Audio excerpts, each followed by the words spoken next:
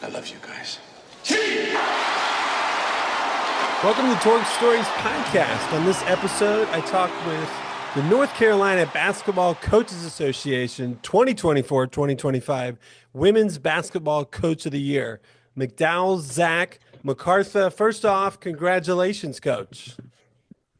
Man, thanks. I appreciate it. I was really shocked to get that, to be honest, but I am proud of it. You know, it's one of those things where when you do get that, you're pretty impressed and really happy that you get something like that, because it's other coaches that recognize you, really.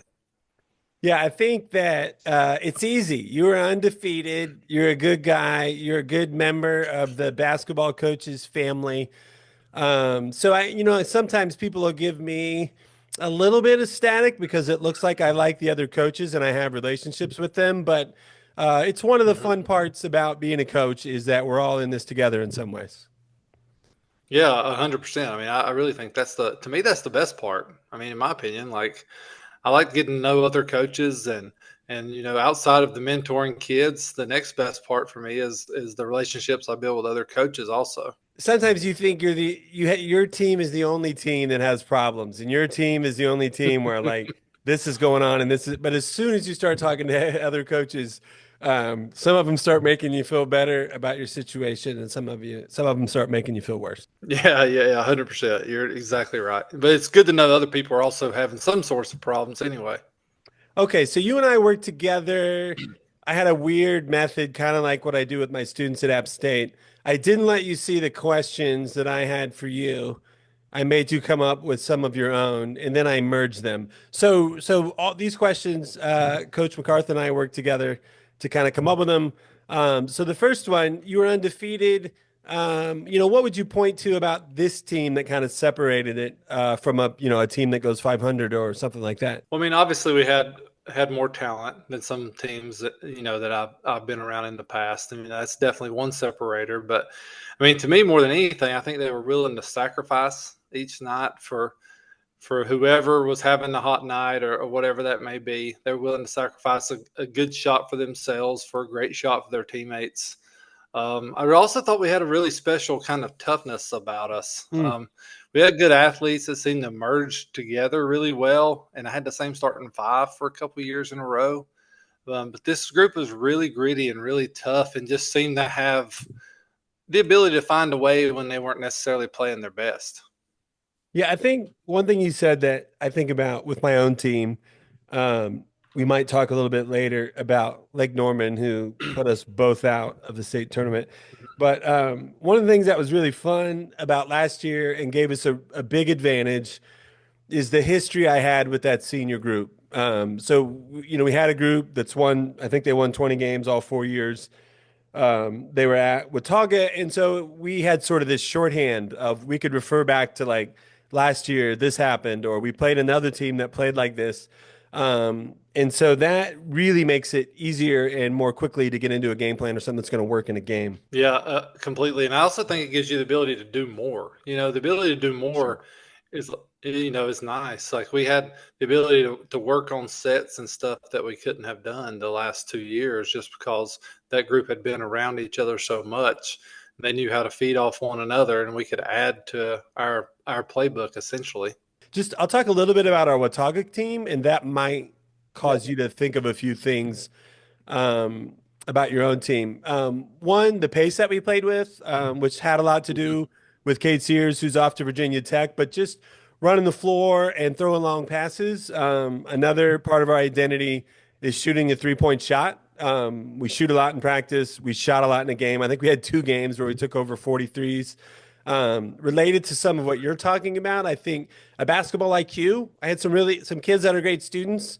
That doesn't always translate to the basketball floor, but in this case, I could go over something and in a day or two we had it, where another team might take 2 weeks.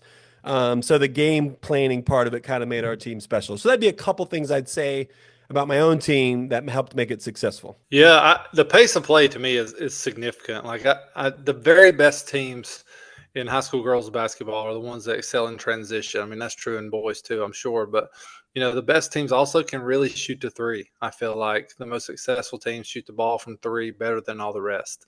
And I thought that was something that, in my opinion, the best 4 to 8 teams that North Carolina did this year. They could all really shoot it.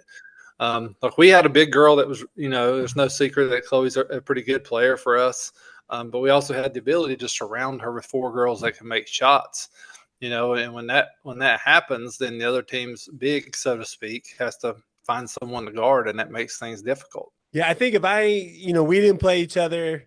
We scrimmaged each other before the season starts, and Watauga did not look very good against McDowell. And then when you went on to go undefeated, we felt better about how poorly we played in our scrimmage against you. But the thing I would point to about your team is your defense. You really have an identity around your defense. So you're picking up full court. You're trapping the ball sometimes when the other team misses it. You're playing a 1-2-2 zone. I think you're playing a 1-3-1 zone. So you're probably not spending a lot of time working on people's man-to-man sets. When people are playing McDowell, they're doing something that they don't do very often. It's not something they do week in, week out. So to me, and of course, you were long and you were athletic. You had 4 or 5 well above average defenders. So you needed those players to help fit your style, but your style was unusual enough that it really gave your team an identity. Yeah, I mean, to me, I've always wanted to pressure if I could. Same was true at Mitchell. Like I had some teams at Mitchell that were not nearly as athletic as the one I have now. So we may have pressed and fell back into zone and then played man on a miss. But the ability to do something different that other teams aren't doing. You guys have played 1-3-1 on makes and man on misses and stuff like that. That just kind of keeps people off balance and makes things difficult. It makes you hard to prepare for. But you're right. The ability to not have to waste a ton of time going over man sets constantly definitely helped us. Even though we do it a little bit, like we had it in our back pocket if we needed it. Yep. We just happened to not need to. We did play a lot of 1-2-2, back to 1-2-2 half court trap. And then we played a lot of 1-3-1. But a lot of that was because we were so athletic. And we had a lot of girls that could play multiple positions. Also made that really simple. Yeah, we moved away from that. I guess this question leads into that. So I'll ask you this first.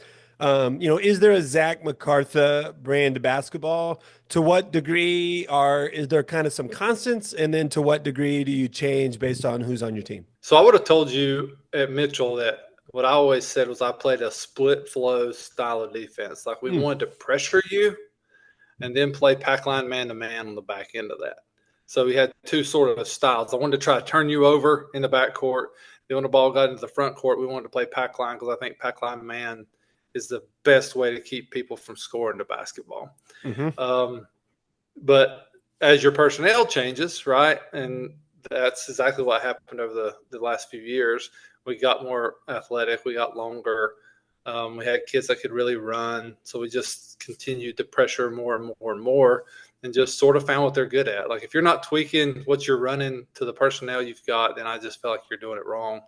And every good coach that I know of is doing that. And that can change from one year to the next. Like the worst thing to me you can do is do the exact same thing next year because you had a pretty good run this year. You better be prepared to do something a little different. Yeah. And then your conference, of course, you're changing conferences. You and I will be in the same conference. Your conference can also get pretty used to what you're doing. Right. Absolutely. I mean, for example, in our conference, and if you go back to Coach Berry, my first 2 years, I was assistant for Coach Berry, and she played a lot of the 1-3-1. Every member of our conference had something they really, really liked to do against the 1-3-1. So, they would really give us a lot of trouble for a while, and then we would adapt, and then they would figure out something else. So that chess match is one of the things that's appealing, I think, about being a coach. Yeah, I agree with you. And some of that, we were talking about schemes, and we don't always want to talk about schemes to coaches we play against, but if you're running a lot of 1-3-1, like I thought the ability to be able to trap in the half court in a 1-2-2 made things a little different. It tweaked it up and we could change it, throughout the game over and over if we needed to. Sometimes in a sense, the middle is full. Sometimes it's not, just kind of give people different looks to just slightly keep them off balance. Yeah. It's amazing sometimes how you can play defense and the team is ready and they execute really well. and then you circle back to it later in the game, and all of a sudden they don't execute, and it's just because they weren't ready. And it's hard to get high school kids to switch back and forth against different styles of defenses. Yeah, it's difficult. It's hard. It's hard as a coach too to help them on their way there when they can't kind of figure it out on their own. The constants, I guess, in my practices and with my teams. One, we shoot a lot in practice. I mean, all the way down to saying 75 to 100 shots per kid per practice, which you really have to think about. I think it's easy to have a gym where people are shooting, but actually each kid gets like 7 shots. I do customize schemes depending on who we're playing, especially in conference, and a lot of people would not do that. And then just limited fundamental reps. Just like, okay, I'm going to show you this 1-on-0 or one on a guided defense thing we're working on, but we're pretty quickly, going to what we would call small-sided games where people are playing 3-on-3 with restrictions, and we're working on something fundamentally. So that would be some things, no matter who my personnel are, and maybe the shooting would change a little bit, but no matter who my personnel are, we're doing those things. Yeah, I mean, that makes complete sense to me. And we were talking about how you guys shoot a lot of threes, and so do we. I think we shot 26 a game on average. Now it probably would have been higher. Yeah. But now, and this, like if we're gonna shoot a lot of threes, you better practice a lot of threes, right? And that just is what it is. So we shoot a ton of threes, and we shoot a lot of them every day. I just think if you're going to do that a lot, you better be prepared to practice that same way. I had down for later when we talk about analytics, but this is a good time to bring it up. 9.4 threes made per game on 27.4 attempts, which is up 5 threes a game from like when the senior group were freshmen. I think my first year at Watauga, I think we averaged like 1.8 out of 12 from the 3-point line. It's just like, what are we doing? Which also was what our opponents averaged. So it was just like, that was sort of the default norm. That was the COVID year. It was a smaller sample size, but. Right. Well, and two, like, it's not just the three and making the three, it's the threat that you can make a three, right? That's what opens everything up, is the ability that the other team is afraid you're going to make the three.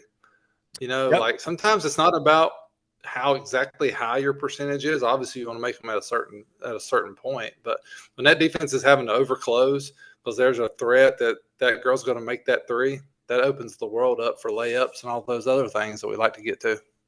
Maybe we should jump ahead then and you wanted to bring up analytics. So one question that I think of, so I guess first of all, what do you mean when you say analytics? When you use that word, what are you talking about? Well, I think especially in the high school game, there's a lot of coaches that don't, prescribe to the theory that we're going to shoot layups, free throws, and threes. Right. I think a lot of people are still very old school in that. They won't throw it in the post. Like obviously, if you have a dominant big girl, that's fine too. If you've been paying attention to the game, then it's a complete cliche to say we want layups and threes, wide open threes. But really, how many teams do you think are playing that way? And I don't know the answer to my own question. I don't think many. Yeah. I think many are taking whatever shot they can get. So I'll say analytics for me, using numbers and probability to help me make decisions about what we're going to do in practice and how we're going to play. Yeah, 100%. And I'll say this, I have never had a team in my career that shot a higher percentage from mid-range 2 than they did from 3. Never. Interesting. Yeah. So I think one question I don't know the answer to, and I got other more definite things I would say about how we use analytics.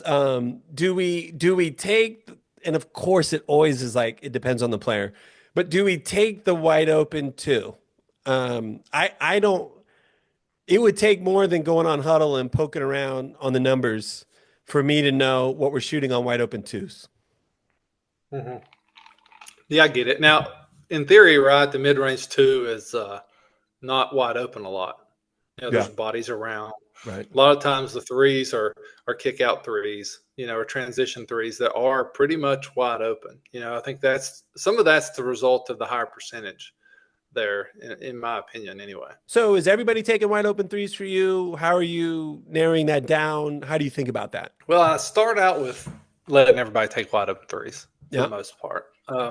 Then we kind of whittle that down as the year goes, or as the summer goes, heading into the fall.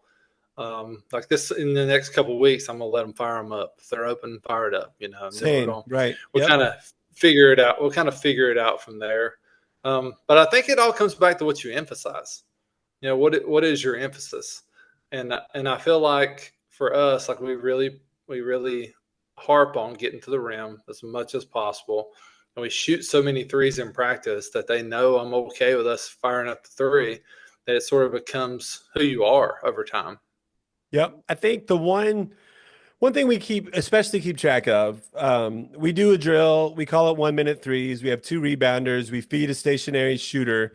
We record that every day, 2 sets. We have averages. So I could probably do more.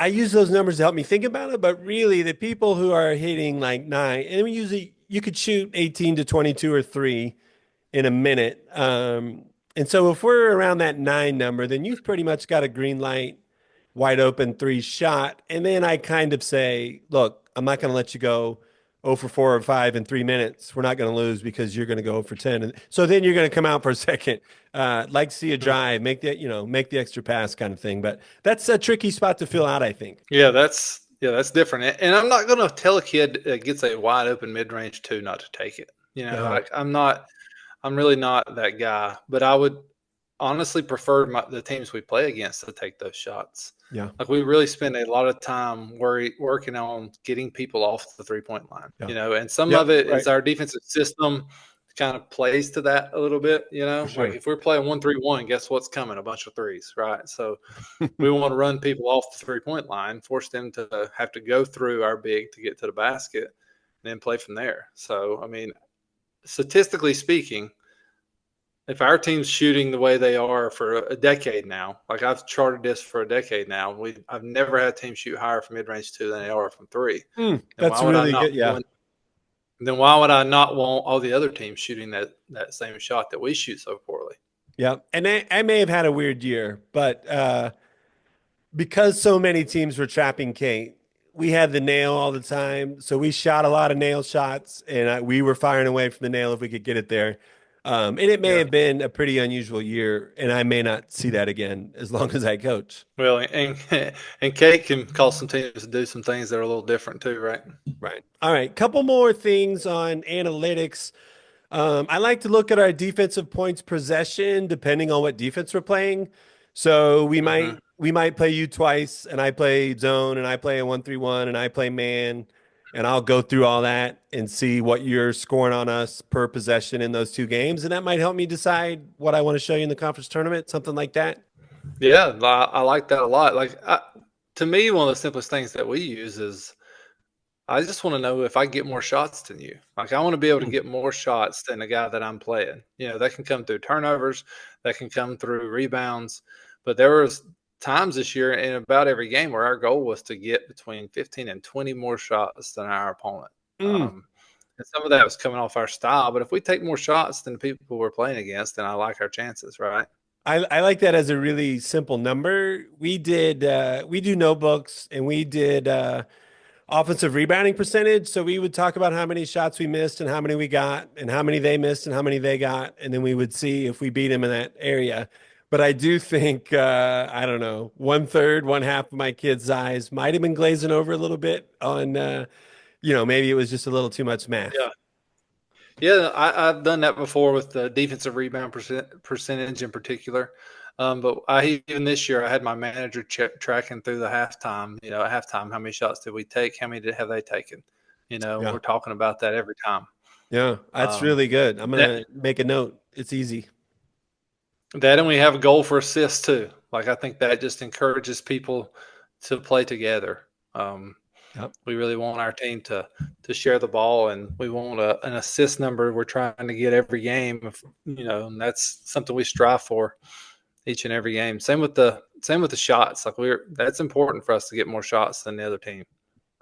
A couple other things on analytics that are just so. For example, the NBA shoots the worst free throw percentage if you call timeout after they make the first one. I throw that in there every once in a while. Like if I already want a timeout, I might wait and see what happens. on that first shot. That's a really little thing. I mean, I can ask you, maybe I should just tell you the answer so I don't set you up to look bad. Um, but like, do you foul with less than 10 seconds down three? I kind of read about that, and really that number is almost the same, not to mention how much you mess up the execution of that. And that's at the NBA level, not at the high school level. So when you boil that down, it's just almost exactly the same, a slight advantage to foul up three, which a lot of times that's talked about as an obvious thing to do, but it's maybe not quite so obvious. Oh God, we practiced that. I mean, Did I've you? practiced Yeah. that the last few years, and it's a disaster. Like I want to pull my Oh, hair out, man. really? Like I think some of it's a result of kids don't watch basketball like they used to. They just Mhm. don't. So when we go over it and we talk about it, like they've never even seen it play out really.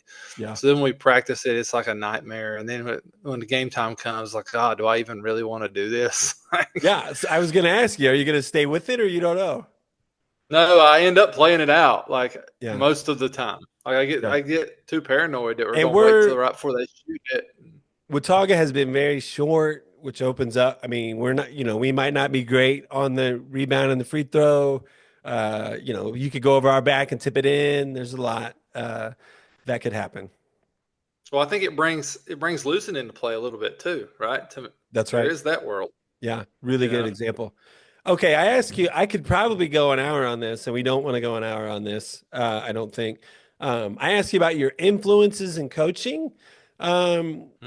And I made a list and just like tried to pick a thing or two I got from the coach, but you may not want to approach it that way.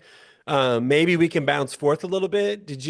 What'd you think about when I asked you about your influences in coaching? So I have one major influence. When I was Hmm. a kid, my mom was a ninth grade girls basketball Wow. coach. So I was in the gym with her all the time, and she taught me pretty much everything I know today about the way you treat kids and hold them accountable. And very old school coach, but at the same time, her players loved her, and I got to see that firsthand over and over as I grew up. That definitely had a lasting impact on me. And then since then, I sort of fell into middle school coaching. As soon as I graduated college, I became a Hmm. coach at a middle school, and I sort of just started figuring it out. Um, I asked any and everybody I could find for stuff, and I just researched and researched. And as I grew and got to know more and more coaches, I used I used them for help and just begged and borrowed throughout the years. But nobody influenced me more than my own mom did. So you wanted to do this podcast, and I know that you have people over to your house to talk about basketball. So really, you're just pushing yourself to learn more all the time. Constantly, yeah. Like I have a lot of good coaching friends I talk to about. I'm not afraid to like, hey, what are you doing? Like, what are you doing? Like, I would 100% ask you about how you're playing somebody or how you're playing something. And I've got some good friends. A guy, Chris Stewart, down in Georgia, and Bradley Shore, that used to be the coach at Fort Bush. Like, I've got guys that I talk to on a regular basis about scheme and what they think, and they'll help me out with game plan a little bit on the side and throughout the summer. And I mean, I talk to Crystal Bartlett at East Burke on a regular Yeah. basis. Like there's a whole lot of I would just say really good coaching friends. Yeah, I probably lose a little bit of my collaborative relationship with you now that we're in the same conference. Yeah, it's over. Yeah, yeah, yeah. No, it was good. I don't. There's a point at which if someone's good, then they know what you're doing. You know what I mean? Right. That's not a Absolutely. surprise to anybody. Anybody Um, that's a good coach going into the game knows what we were going to play on defense this past year. yeah, so you bringing up your mom. Did your mom play? What was her background in basketball? And then follow up question to that. Just tell me a little bit about your family, maybe related to basketball. So my mom was the starting point guard at Western Carolina. Mm, Um, She played there growing up. My dad was a football player there. And then as I stayed there, she got really sick with cancer when I was an eighth mm. grader. Then when I was a ninth grader, she passed away. Oh, wow. Um, and that really shaped me in a lot of different ways. I could talk for days about, but that's really not that interesting for this podcast. I But think it's a like I think it's a book, coach. So I think it is it, interesting, but right, that's not what we were planning on doing today. yeah, like and there's just a whole lot about the way that went, and it allowed me to see what things were really supposed to be about, and it really shaped the way I try to coach a lot. Like I want to have She that kind of. she was the freshman what was her job title when she was coaching you? So it was a junior high back then. Oh, junior So high, she right. was the ninth grade. Back then there was seventh and eighth grade was the JV, so to speak, right? And then Oh, okay. the ninth grade was the varsity, and she was the athletic director and at West McDowell Junior High here in McDowell County. Oh, wow. Um, so Yeah. I yeah, knew I knew you were back where you went to high school. I did know that. So then I think you're married. I don't know if I've ever met your wife. What's her thoughts on basketball? I know you have at least a daughter playing for you. How about fill us in on the rest of the family? yeah. I'm married. My wife works in the county office. I met her right out of college, and um, I was coaching when I met her, and I tell her sometimes you got to remember what you got yourself into, Mm. But she's always been 1,000% supportive. Even when I left the county and to take a varsity job in Mitchell County, she was a million times supportive and always helped, and has always been a big part of everything that we've done. She's my bookkeeper now. Like she's Wow. always Yeah. part of our teams. I do have a daughter that plays for me, Clara, and I have a son, an 11-year-old son that plays a little bit of everything. He's actually at all-star baseball practice currently. So Wow. yeah, All right. So I think I've seen you coaching football before. You coached football at some point? I used to coach football. Yeah, I coached football for 20 years. Yep, Oh I've my gotten out of goodness. that. I've gotten out of that at the moment. That's a So lot. Yeah. And it maybe was not so forever, for a little was while. it always girls coaching? No, well, I coached middle school boys Yeah. first. That was the first job, right? Um, yep. Then I started being an assistant at McDowell, with Yeah. girls. It's just interesting to hear how you end up coaching girls. There's all kinds of different ways it can happen. All Well, right. I've been blessed with my assistants, Jennifer. I don't know if you know Jennifer Brooks, Jennifer Kenninger now. She's my assistant. She was Uh-huh. the head coach at McDowell prior to me. Sure. Right. Uh, I was her assistant. Um, then I brought her back on to help me. And then Shauna Lytle is the other lady that helps me, was a fantastic player and is a heck of a middle school coach herself. Like I've also been fortunate to have really good assistants around too. I did kind of wonder how it worked that she was back and helping you and that's an unusual arrangement. Sometimes Well, the old coach and the new coach don't get along very well sometimes. But yeah, she was. We grew up together. We graduated high school together. Oh, I knew wow. her my whole life. I went to elementary school with her. So yeah, I started helping her, and then it just worked out where now she helps me. So we've always had a really good relationship, and that's been pretty great. You and I ended up in really different spots as far as I grew up in north central Indiana, and then I went North Carolina, Georgia, New York, Connecticut, back to North Carolina. So you did the you're coaching where you went to high school. I'm 12 hours from there for myself. Yeah, a long way from there. So I grew up a huge Indiana Hoosiers fan, which included going to Coach Knight's basketball schools where he would, they have these everywhere where this coach would give a 2 hour talk and you'd watch practice and then you'd have a new other 2 hour talk. I sort of grew up on that motion offense. Coach actually said this. So two things I would take from Coach Knight. The first is just watching film, going out on the floor, walking through it, going back to the locker room and watching film. So I've come to call that rehearsal. So we might do a McDowell rehearsal the day before the game. And there's a lot of coaches that want to focus on themselves and they don't want to make big changes. But Coach Knight was really just the more looks that we can get on this, the better. And then he said this. He was really making fun of coaches. He said you can do something well, like him playing man to man, or you can be a surprise and change coach. And even then at 24, I heard him say surprise and change. And I said, I think I'm a surprise and change coach on defense.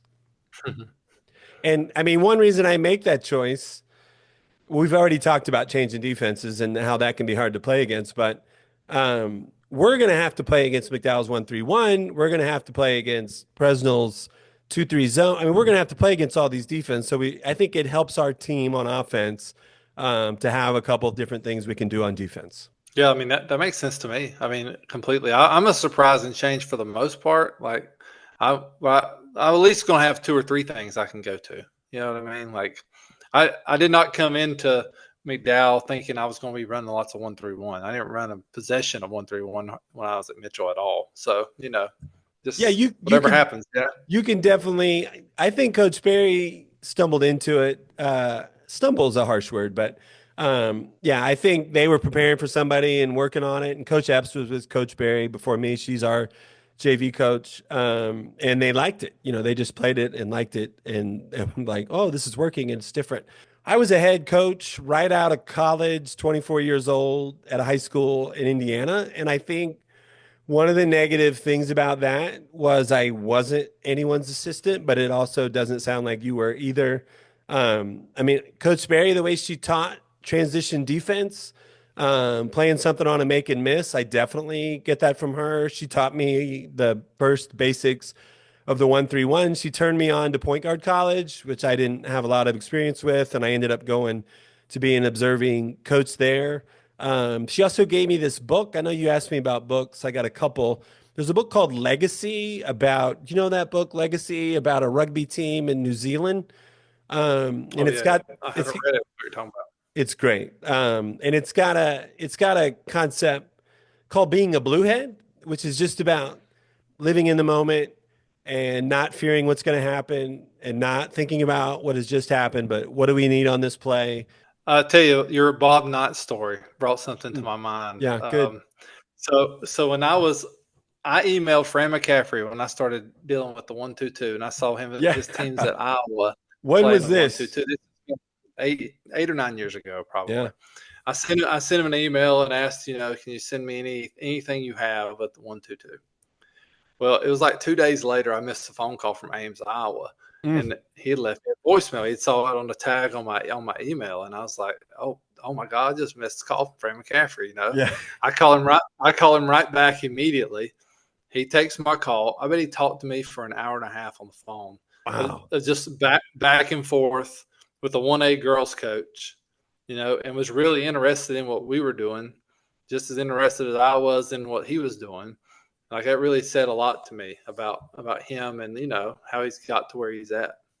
It goes so right. It goes so far with people like us and in a state. Just when somebody, who we would call a big deal, is curious, and somebody who's smart enough and confident enough to know that somebody's coaching a junior high team somewhere that could teach us a whole bunch about the way we play. Yeah, yeah, it says a lot. If you're calling a 1A girls coach in North Carolina from Iowa, and Yeah.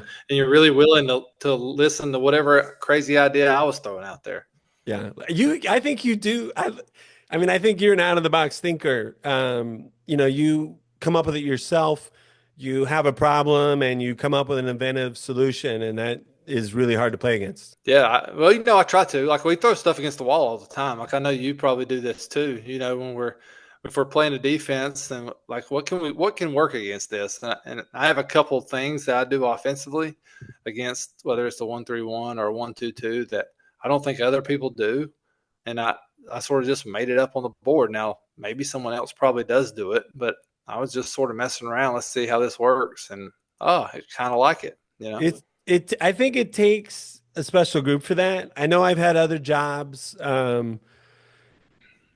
mean, an assistant in Indiana told me, Coach, I think, you're too open-minded. You're asking questions of the players and you're trying to work through stuff in practice. And I think that causes them to doubt you.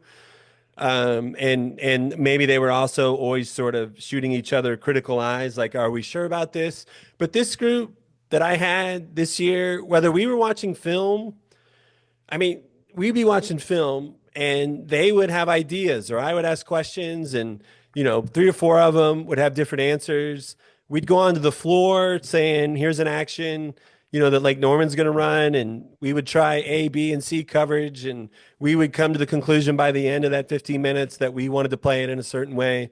So to have a group that was that open-minded and could kind of roll with it. It was a really special thing. And I think our future groups, the kids who are with that group, I think are also going to be able to do that just because they've seen a successful team do it. Well, I think there's a real part of that that builds trust too. Like I think it helps them to see that you're not perfect. You know what I mean? You're willing to try different things, and I may try this and screw it up and tell you I screwed it up. I'm sorry. That was a terrible idea by me. And I just think that helps them to have a little bit of input. There's nothing wrong with that. Like I tell my players that all the time. If you have an idea, tell me. That doesn't mean I'm going to listen always, but I want to hear it because I might listen. Especially I Yeah. had a couple girls this year that were seniors that if they said it, like you step back and you think a minute, this might be a good idea. So I like this. I'm going to talk about players problem solving on their own in games. Um, there's a guy named Tyke Donner who's an Indiana All-Star who played at App State and stayed in town. And I think he got Cade and his daughter, Caitlin Donner, and about 4 or 5 other kids, third or fourth grade, he was coaching them. And to me, they were running Indiana's motion offense. But, these kids have 10 years of experience together, and I encourage them constantly to come up with their own ideas. And sometimes I coach teams. If I didn't show them the thing, then we didn't do anything. Like nothing good happened on the floor unless we'd spent 2 weeks on it.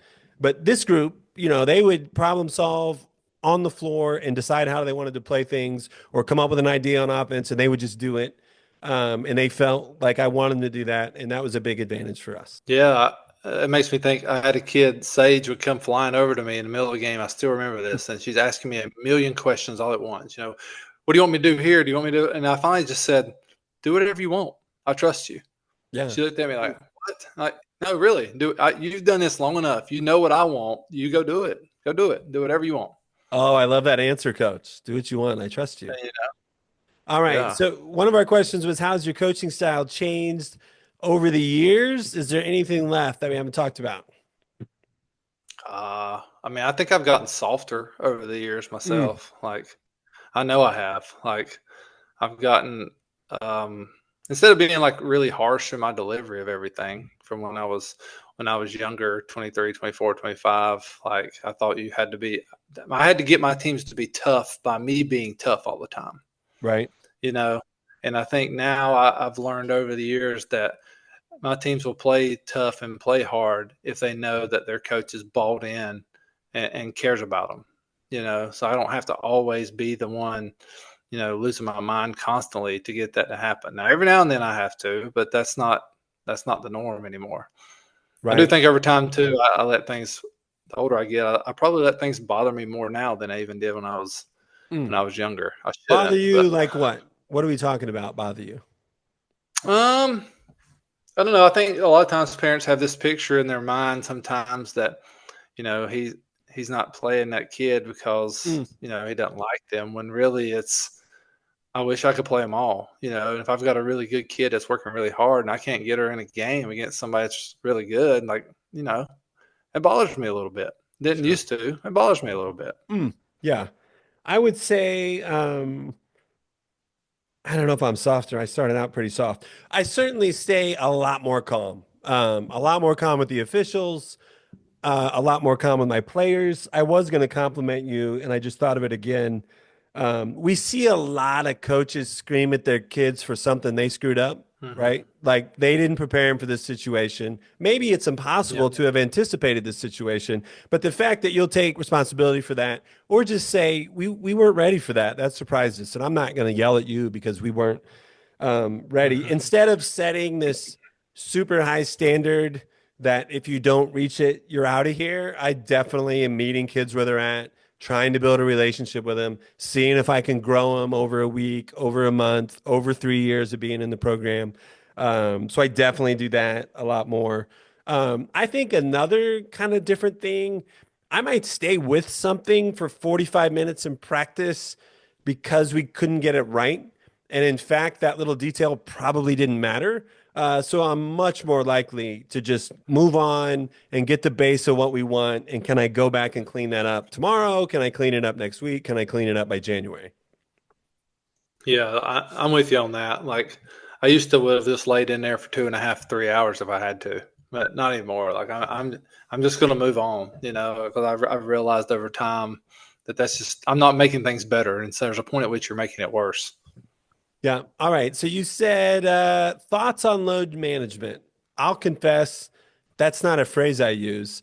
I remember you asking me something to the effect of, "Is Kate practicing every day?" So you must have thoughts on load management. No, no. Well, I don't mean practicing every day. I think if I use load management in practice, I use it as in like we're just not going full on against each other, Yeah. and Right. I think as the year goes, I mean, there was a time when it didn't matter to me. We were going to go as hard as we could, and we were going to run over each other, and we were going to go 1,000 miles an hour every day. And I didn't care, if somebody got hurt, then that's just how it goes. And now I worry about that stuff more because I feel like, you got a better chance to win the game if your best players are in the game. So we're practicing, but it's a lot more controlled middle of the year, come conference time, especially, than it would have been, you know, 5 to 10 years ago for me. Yeah. So I would say I definitely think about what we do last night. And I even as a high school bad cross country runner myself, um, I was fast, and my coach would do like short interval type training where we're running like a 4 or 800 type of thing. And because I could win all those, I would win all those the day before the meet, and then I would be horrible the next day when I ran in the meet. And no one even said to me, "Hey, Torg, you might want to, not sprint so hard. You're running a race tomorrow." And I think different teams respond in different ways. But with the team I had last year, we could watch film, do notebooks, shoot, rehearse, and be done. We could do that and still play really, really hard the next day.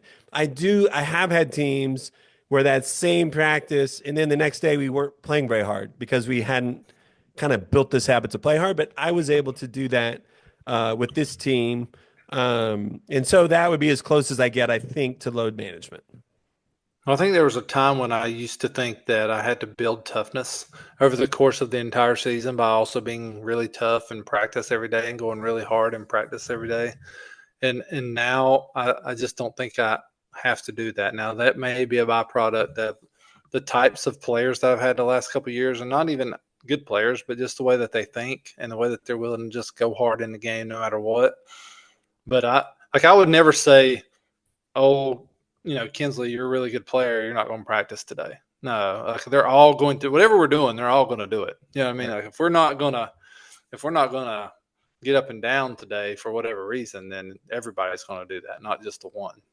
Yeah, we dive on the floor pretty frequently, not against other people, just because I think some kids are just sort of like uncomfortable with what that might feel like, and it's probably not as bad as they think it is. We take Mhm. controlled charges very frequently, but I've definitely said when Kate's finishing, we don't need to come running over and try to get this charge in practice. Yeah, 100%. And I say all the time too, like we're not going to chase this girl down from behind and try to block her shot. Like she's on the break, just let her finish and move on. Like Yeah. because there's so many bad things happen there. I just, we talk about this all the time, even in open gym. Like Mm. just let her finish, man. She's got the break, just let her finish. So you and I both coach our daughters. We're going to try to talk about that a little bit. Let's first just like, how did that come about? How did you end up being the coach where your daughter was playing basketball? Well, so it's interesting because my daughter was in middle school in McDowell County. I was the head coach at Mitchell High in Mitchell County. Well, my daughter was going into her 8th grade year. She was in 7th grade, and we're trying to talk now. What am I going to do? Like I'm going to watch her play one way or the other. Mm. So she tells me, she comes to me and she said, "Dad, I don't want to transfer, so I want to stay and play at McDowell." So I said, "Okay." So I'd already knew in my head like this is gonna be it for me. So I'm gonna have to And figure out something. you're teaching there when you're stepping down from coaching. Yeah. Yeah, I was teaching and everything, and I hadn't stepped down from coaching yet. I was trying to figure out what I was going to do, and then Jennifer happened to resign or get out of coaching. Literally almost like a week later after me and Clara had had Wow. this conversation. So it sort of felt like, this is meant to be. I, I had had a good run at Mitchell. We'd went to a couple Final Fours. So it worked out to where I could get the job. And, luck, I don't know if it was just happenstance, whatever, but it all just kind of worked out that way. Yep. I mean, in 2002, I was an assistant coach for Vance, which is now Chambers in Charlotte, and I was getting a graduate degree in Charlotte, and that team won the state title. And I thought, what a great way to go out of coaching. Now I'm going to write. Now I'm going to be an academic at the university. So I thought I was done, and then we're living in New Canaan, Connecticut, and I'm playing in a regular lunchtime basketball game with old guys. I see a sign up sheet, second grade basketball. I signed my daughter Charlotte up to play second grade basketball at the Y.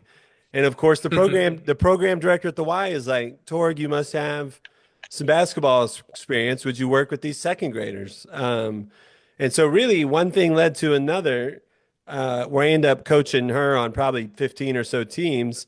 And then I really enjoyed being Coach Barry's assistant, because I wasn't deciding if my daughter started. I wasn't deciding who won awards. I wasn't choosing playing time. I wasn't designing, sets. So that I really appreciated, being in the gym with the kids, being in the gym with my daughter, and not being the head coach. And then, one August, Laura told me she was leaving for Davidson, and then we kind of had to decide, do we want who's going to get this job? Is it going to be a stranger from out of town? I've been here for 2 years. So that was sort of like the story of ending up as the head coach with my daughter on the team. Well, how's that been? Yeah, let's go. Do we want to go the parts we enjoy first, or do we want to go what's tough about it? Um, let's go with the enjoy first. Yeah, I think first of all, the first thing I would point to is a chance. So both my kids, actually, my daughter Izzy's a junior now. Charlotte is going to be a sophomore now in college.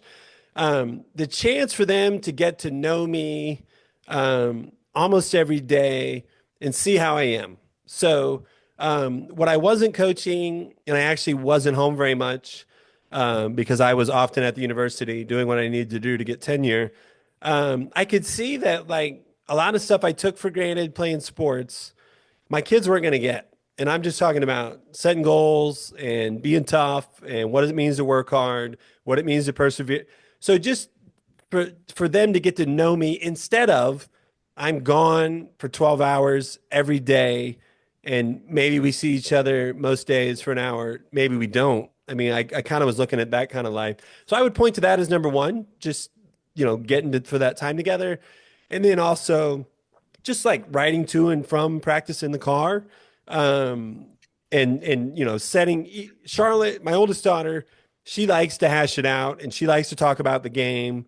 Whereas my daughter Izzy, who's younger, she likes to let it go. So I would just say that time together. Yeah, yeah.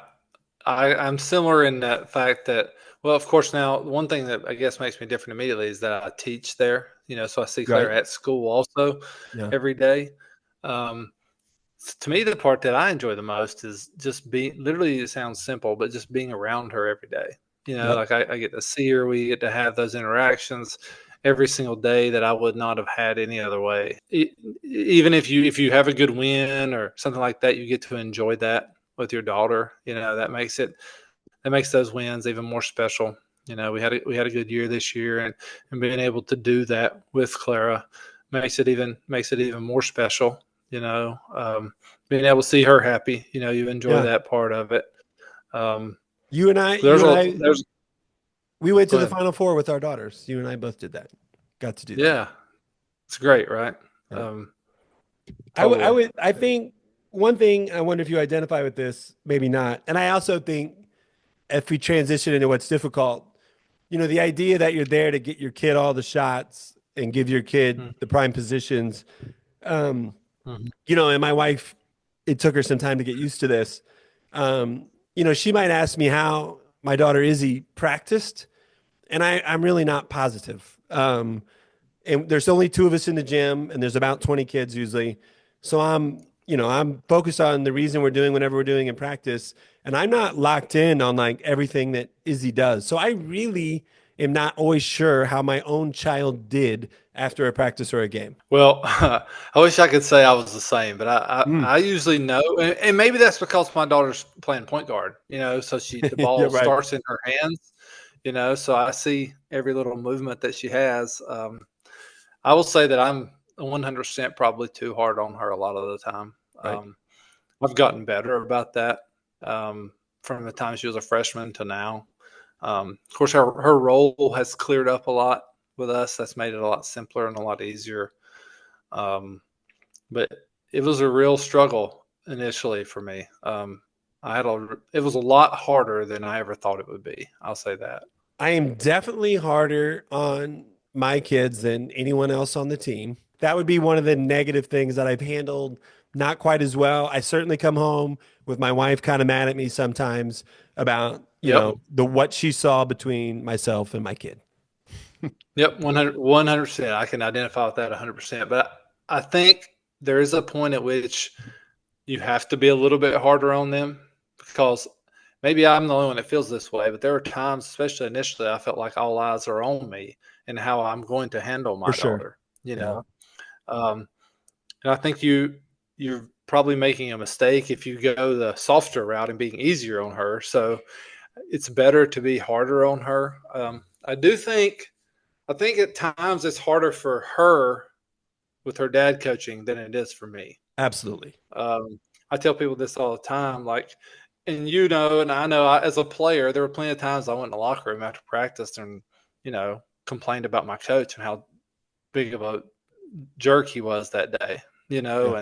and sometimes as a coach, you have to be, you can't always be Mr. Nice Guy, you got to upset people every now and then. And, it's hard for her to go in there and listen to that. Like, I know it is. She's had to experience that a lot. I actually asked her last night because we were talking about this, and I was reading these questions, and I asked her. I said, "Do you ever feel like I've shortchanged you with anything? As Yeah. because you're my kid?" And she said, "Well," she said, I don't think so." Of course, then my wife chimes in, Yeah. and I'm big on social media, and I push stuff out about our team on social media, and every time I go to, import a picture of one of our players, I'm having to think about, of course, some of this is just coaching high school in general, high school girls in general, is I'm thinking about, okay, whose picture have I not put up there? Or Sure. if I put this picture of Clara up on this thing, how many people are gonna, all of a sudden judge that because that's my kid? Um, For so I sure. think she feels a little slightly shortchanged a little bit, but not much. I mean, I think the thing I try to say is, there are some perks to your dad being the coach. One Mhm. is an instant explanation at home about anything that you're confused about with our team, which of course has its negatives because maybe Izzy doesn't want to go over our out of bound reads against McDowell. Wish I can grab her and show her. So there are some perks like that, and then there are some negatives. And for example, for me, if it's you're getting an award, if it's close between you and somebody else on the team is going to get it. And that's kind of the Yep. way that I talk to him about it. I think that the thing I ranked as number one, which I knew kind of, but really, really happened in the last 2 years quite a bit, is just people in the community, including teammates, treating my kids differently, negatively, because of things I did that had absolutely nothing to do with my kid. Just, Yeah. snubbing him in the bleachers, being upset with him as a teammate, um, and maybe having a false impression. It's not like I sit down and hash out with my kids who's going to get the shots, what the play is going to, we don't go over that. And then I think just some assumptions from teammates that, Charlotte or Isabel must have told her dad this when Hmm. people come to me all the time to talk about kids on our team, whether they're upset with something they saw on the floor, somebody did something they shouldn't have done at the grocery store. I mean, everywhere I go in Boone, people tell me about our players. So I think just some assumptions about what my kids know and what they tell me that aren't right, but it's just part of the deal. Yeah, I've experienced both of those. Like just like you said, as soon as I have to talk to someone about something that has happened, they automatically think Clara was the one that told me, even though Clara would never tell me anything about her teammates, nor would I ask her to, because I know the position it would put her in. Um, it, it's just one of those things where I have seen plenty of times, like you said, where people are upset at me, other players in the past, parents or whoever may be upset at me over a decision that I made. And like you said, she kind of gets some of the punishment from that Yeah. too. That's Just be mad certainly at us. happened.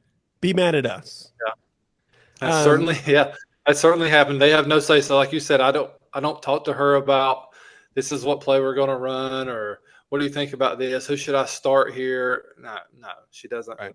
She finds out when everybody else finds out. I think the last thing that's true too is like I just don't come home and tell my wife and my kids about stuff they don't need to know about, and I think it's better that they don't know.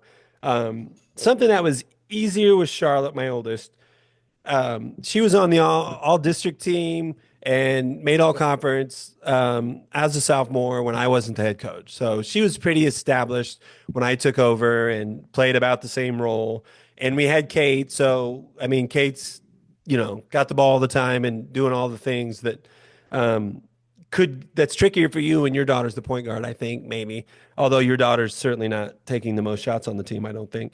But with Izzy, I was the reason Izzy wasn't on the floor. Izzy's a sophomore, sitting on the bench a lot as a varsity player.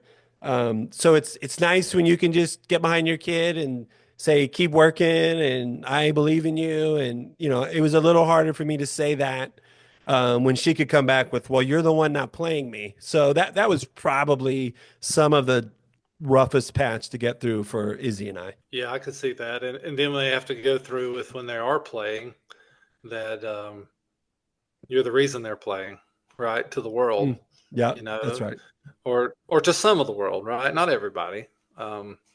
That's true, and that's true. Also, I think even in other sports too. Like some people sometimes think that she's getting to play in other sports because her dad's a basketball coach or something. Even though that has, what do I have to do with that? Yeah. But some of that's just part of being a coach's kid, and Yeah. and she's learned to live with it. And I asked her the question. She said, "I still would do it all." Of course, she would say this anyway because it's her dad. But I still would rather. I would rather you be my coach than anyone else. Yeah. Nice. Great coach. So I was just remembering, and we probably have done a little too much on this, but I was just thinking about coaches' kids. And I kind of listed like the Hurley family, the Hurley who played at Duke and I think who's at Arizona State and of course at UConn. And those are coaches' kids who played for their dad. And then in Indiana, the Alfords, for example, Sam Alford had set the Indiana State high school free throw record, and it was his son Steve Alford who broke the record. now, do you find that your two girls have a really high basketball IQ? First of all, they're different. Those two kids are pretty different. Um, I think I think Charlotte, my oldest daughter Charlotte, is really interested at all, and so she was getting all the extra reps.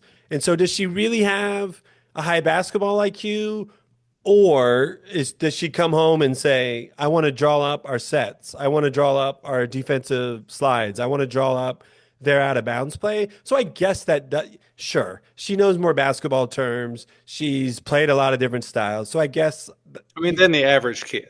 I had to talk my way into figuring that out. But I think the thing that she probably struggled with as a college freshman a little bit is she had to learn everything with all the other kids in a way that she couldn't get like all these extra sessions with her dad at home. Although her coach is perfectly willing to meet with her an hour a day, every day, if she wants to. Just so I think that was something she had to adjust to was not like having 4 years of living with me of being on the same page. No, I was gonna say I think Clara has she probably could coach the team, Yeah. like if she had to. I don't really know what that is. Like I sort of think it's a way of thinking, like you just some people see the whole instead of the part, if that makes sense. Like Yeah. I sort of think that's just a way you're almost either you can do that kind of thing or you can't to a certain extent. People memorize what they do, but especially I guess maybe as a point guard helps there too. Like Yeah. your job is to see what everybody else does. Claire is not the kind of kid that she could care less if she scores a point, if that's what it takes to win, and but she could go play any of the five positions in anything that we do and know what to do. Now I can't tell you why that is necessarily. I I don't. know She does seem to be able to do that. that.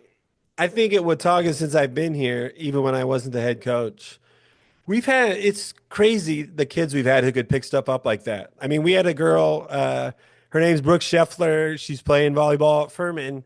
And, part of the deal with her and Caroline Farthing, who plays at App State volleyball now, is they miss quite a bit of stuff to go play volleyball, whether it was to go to their elite travel team and leave practice a half an hour early. But so we've had 4 or 5 kids, and Brooke Scheffler's one of them who she could miss practice, not see us install something. I would stand on the side and talk to her for 5 minutes, and she would have it.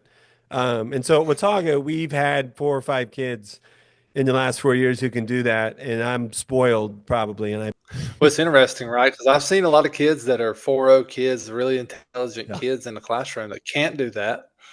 And I've seen kids that are, also smart in the classroom that can do that like it's nothing. So I don't know why or how that is. yeah. There's things we can control, and there's things we can't.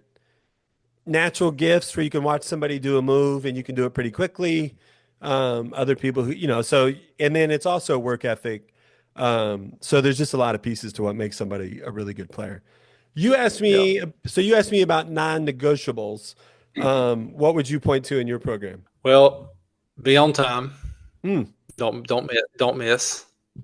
Like those things are ultra important to me. Like those are big things. If you're going to go in the workforce, you need to be to work on time. You need to not lay out of work. So missing is not an option. Um, I make them when they come out of the game, they have to give everybody a high five on the way out.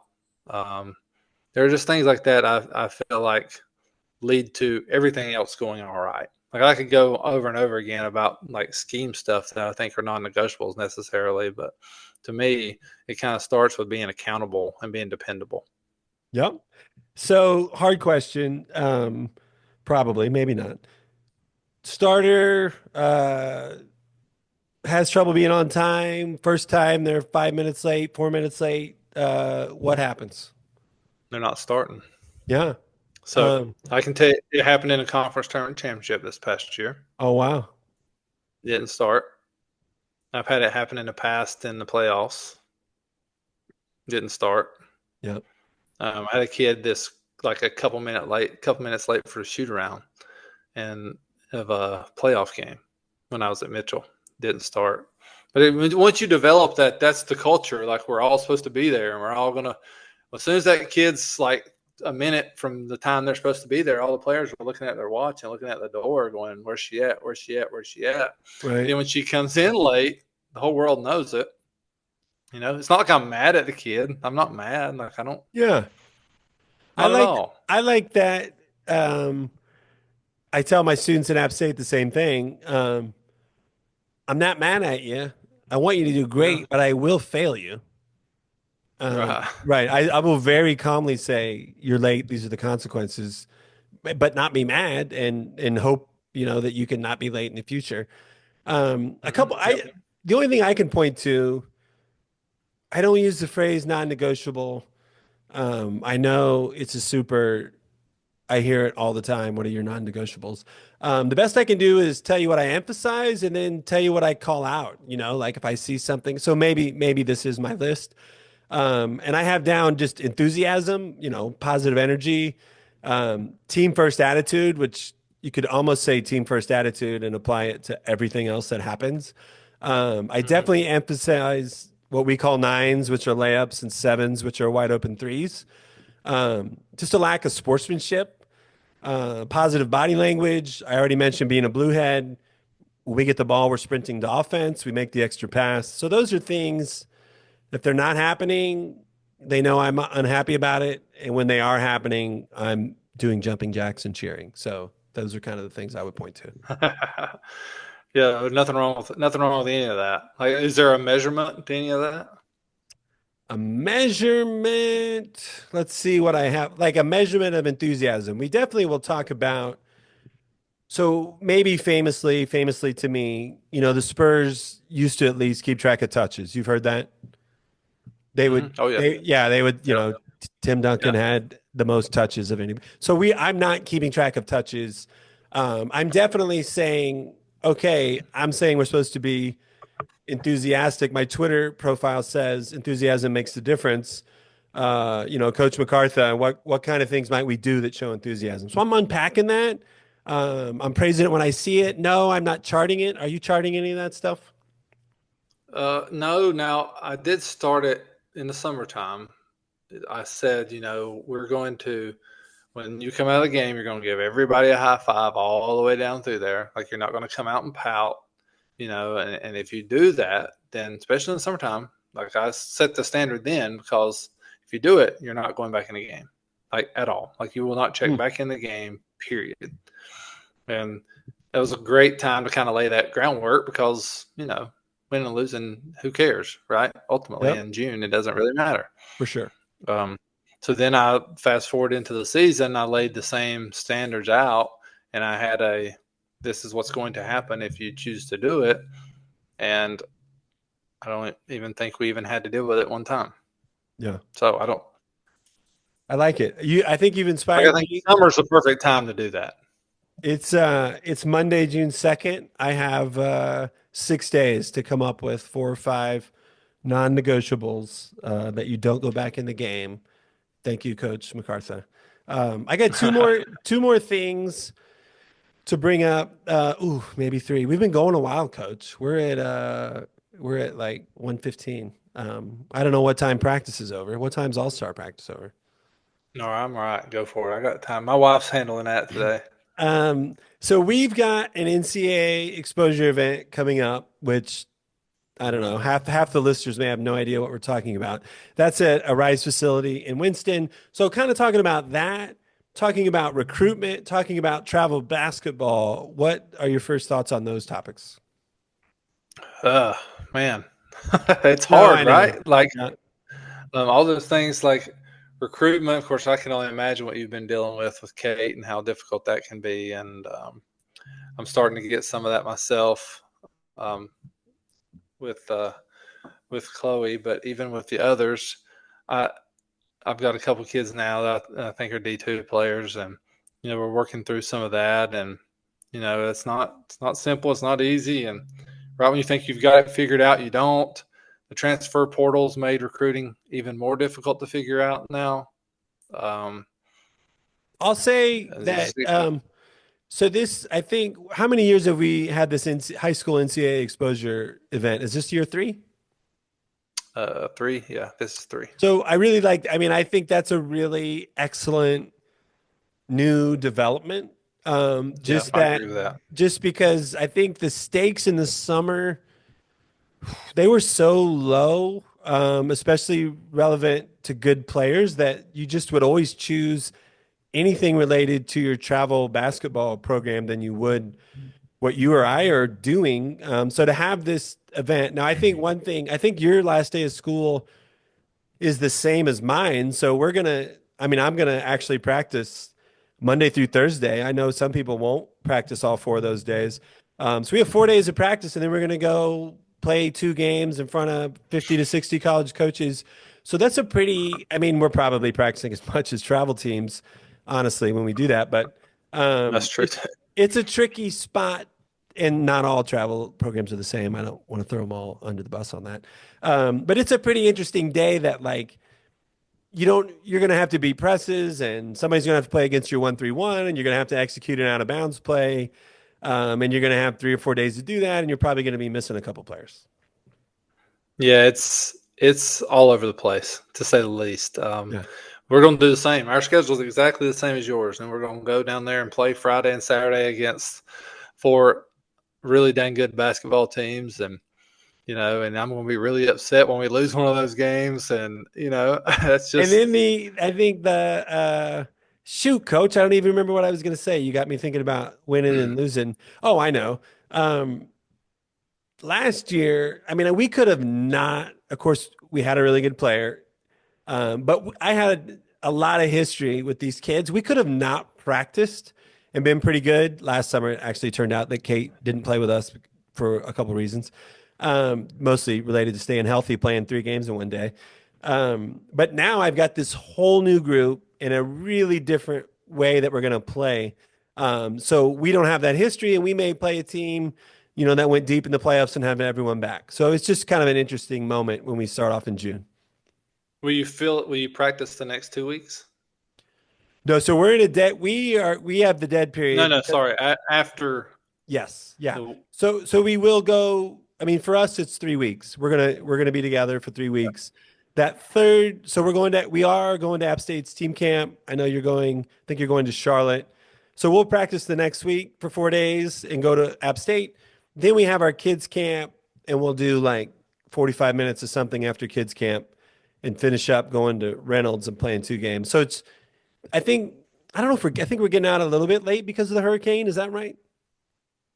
I can't remember. I feel like this is about when we always get out for So us. It we seems we like. think of it as a month, but really it's just 3 weeks. Yeah. I guess while we're talking about it, what are you going to try to accomplish in those 2 to 3 weeks? Well, we do have our kids camp next week, 3 days. Then we'll Okay. practice after that. Then we play those 2 games. Then we're going to Marsh Hill on Monday, the following Monday. I'll give them a couple days off. Like I don't want it to be miserable for them over these 3 weeks. Like Yeah. we may not practice again after Bermuda run. We may just play. Um, Yeah. and No, some of that that makes is I just don't want them to hate it. You know what I mean? Like sure.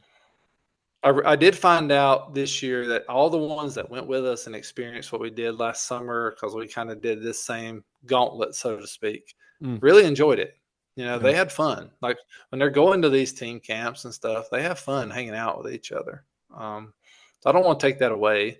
And I think we're a little bit naive if we think well, we're going to practice for 3 days in the middle of June, and in October they'll remember every bit of that. Right. So Yeah, for me, I do hope they'll have fun. I think they will have fun.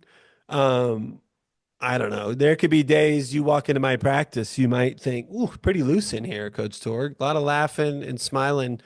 But so we enjoy each other, but I also have reminded myself that, I can think of kids who went from our deep tournament run right into softball season, and really haven't had any time off.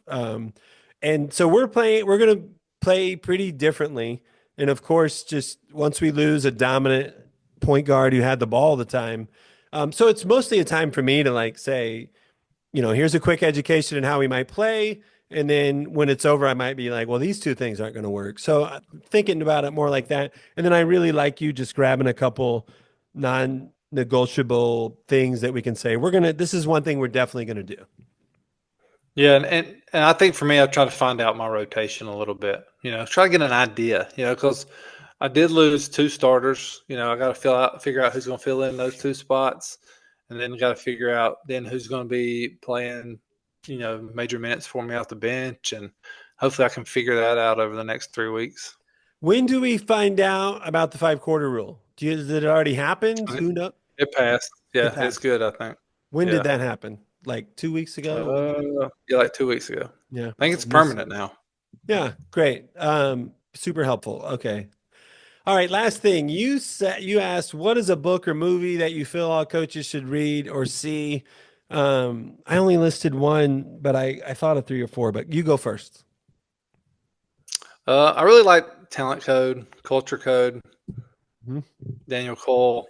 Those are The two Little books Book or of one Talent. book? Two book or Two one? different books. Two Talent different Code and books. Culture Code. Okay.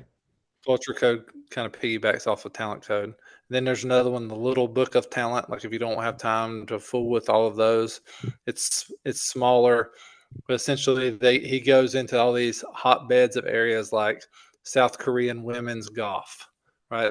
They produce Yeah. lots of great women's golfers, and then try to find out what are they doing, that makes them so good and so elite at this sport, and it's really interesting. There's a lot of things you can glean from that. That's what's fantastic is I haven't heard of it.